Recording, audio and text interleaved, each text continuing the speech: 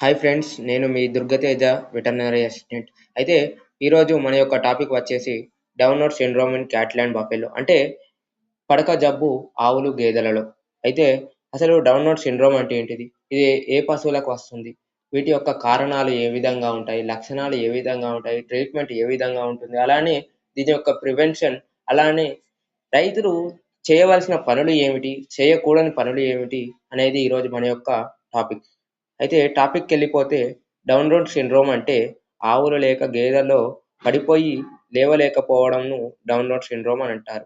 ఇది ఒక ప్రత్యేక వ్యాధి కాదు. అనేక కారణాల వల్ల పశువు లేవలేని పరిస్థితికి రావచ్చు. ఇది పశువు ఈనక ముందు లేదా ఈనిన తర్వాత అంటే ఈనక ముందు అంటే డెలివరీ టైంలో 2 రోజుల ముందు గాని, 2 రోజుల తర్వాత గాని, డెలివరీ అయిన తర్వాత ఈ యొక్క డౌన్ రోడ్ సిండ్రోమ్ వచ్చే అవకాశాలుంటాయి. దీని యొక్క ప్రధానమైన కారణం మిల్క్ ఫీవర్, కాల్షియం లోపం వలన. అంటే మిల్క్ ఫీవర్‌కు దీనికి కొంచెం తేడా ఉంటుంది. మిల్క్ ఫీవర్‌లో కాల్షియం ఇంజెక్షన్స్ ఇస్తే ఆ పశువు నిలబడుతుంది. కానీ ఇందులో కాల్షియం ఇంజెక్షన్స్ ఇచ్చినా కూడా 24 గంటల్లోపు పశువు లేవకపోతే అది డౌన్ సిండ్రోమ్ కిందకి ఎళ్ళిపోతుంది.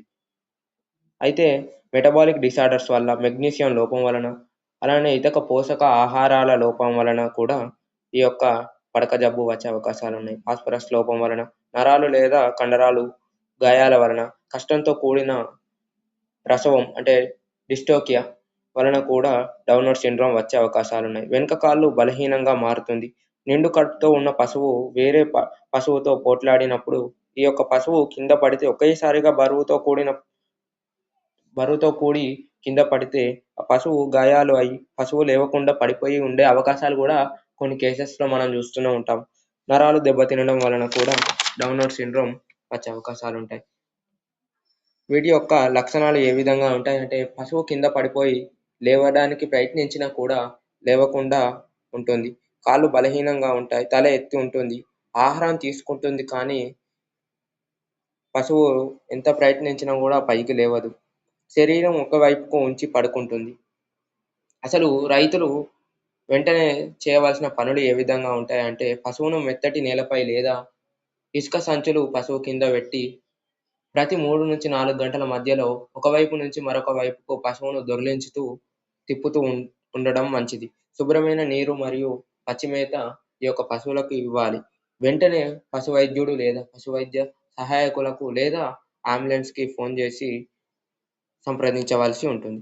వీరు రైతులు చేయకూడని పనులు ఏమిటంటే, పశువును బలవంతంగా లేపకండి. కొందరు రైతులు ట్రాక్టర్‌లో లేదా కట్టెల సహాయంతో పశువును లేపడానికి ప్రయత్నిస్తారు. అలా చేయకూడదు. కాళ్ళ కాళ్ళను తాడుతో లాగకండి. ఎక్కువసేపు ఒకే వైపు పడుకోనివ్వకండి. వైద్యుని సలహా లేకుండా ఎలాంటి మందులు గాని మీరు వేయడానికి లేదు. వీటి యొక్క ట్రీట్మెంట్ వచ్చేసి కాల్షియం ఇంజెక్షన్స్ ఇవ్వాలి. Phosphorus supplements, vitamin B complex, నొప్పిని తగ్గించడానికి మందులు, ఫిజియోథెరపీ ఇవన్నీ పశు వైద్యుడు లేదా పశు వైద్య సహాయకులు లేదా అంబులెన్స్‌లో ఉండే వాళ్ళు సూచనల మేరకు మాత్రమే మీరు చెయ్యాలి. లేదు అంటే పడక జబ్బుకు లోనైన పశువులు 2-3 రోజుల్లో చనిపోయే అవకాశం చాలా ఉంటుంది.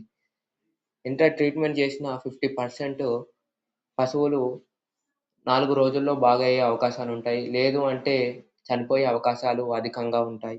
అయితే వీటి యొక్క నివారణ వచ్చేసి గర్భధారణ చివరి దశలో సమతుల్య ఆహారం ఇవ్వాలి. సరిపడా ఖనిజ మిశ్రమం అంటే మినరల్ మిక్చర్స్ ఇవ్వాలి. ప్రసవం తర్వాత పశువును జాగ్రత్తగా అబ్జర్వ్ చేస్తూ ఉండాలి. మీకు ఈ వీడియో నచ్చినట్లయితే లైక్ చేయండి, షేర్ చేయండి. అలానే ఇలాంటి వెటర్నరీ అప్డేట్స్ కోసం నా యొక్క ఛానెల్‌ని సబ్స్క్రైబ్ చేయండి. Thanks for watching.